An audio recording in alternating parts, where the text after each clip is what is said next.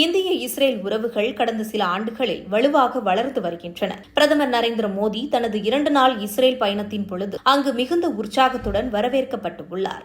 Tel Aviv விமான நிலையத்தில் மோடியை வரவேற்ற இஸ்ரேல் பிரதமர் பெஞ்சமின் நெதன்யாகு அவரை கட்டியணைத்து அன்பை வெளிப்படுத்தியுள்ளார்.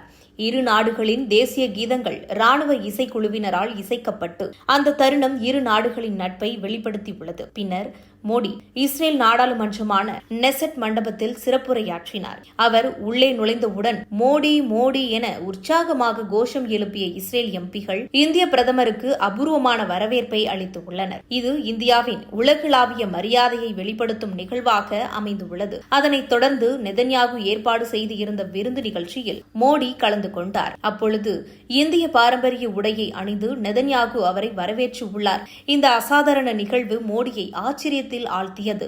இந்த கலாச்சாரத்திற்கும் அவர் காட்டிய மரியாதை இரு நாடுகளுக்கு இடையான உறவை மேலும் வலுப்படுத்தும் சின்னமாக அமைந்துள்ளது. சர்வதேச ஊடகங்கள் நெதன்யாகுவின் இந்த செயல் இந்திய இஸ்ரேல் இடையேயான பாதுகாப்பு, அரசியல் மற்றும் கலாச்சார பிணைப்பை பிரதிபலிக்கின்றது. மோடி நெதன்யாகுவின் தனிப்பட்ட நட்பையும் உறுதிப்படுத்தியிருக்கின்றது என குறிப்பிட்டுள்ளனர். இதற்கிடையில் நெதன்யாகு தனது எக்ஸ் தளத்தில் முன்னாள் ட்விட்டர் பக்கத்தில் இந்தி மொழியில் பதிவிட்டுள்ளார். தங்களது விருந்து நிகழ்ச்சிக்கு முன்னதாக நான் என் நண்பர் பிரதமர் மோடியை இந்திய பாரம்பரிய உடையணிந்து ஆச்சரியப்படுத்தினேன். அதற்கு பதிலளித்த பிரதமர் மோடி, அருமை, இந்திய உடைகள் மீதான நம்பிக்கையுடைய அன்பு தங்களுடைய அன்பும் எங்களது நாட்டின் வளமான கலாச்சாரம் மற்றும் மரபுகள் மீதான தங்கள் மரியாதையை பிரதிபலிக்கிறது என்று பதிலளித்துள்ளார். இது குறித்து உங்கள் கருத்துக்களை கமெண்ட் பாக்ஸில் கமெண்ட் பண்ணுங்க.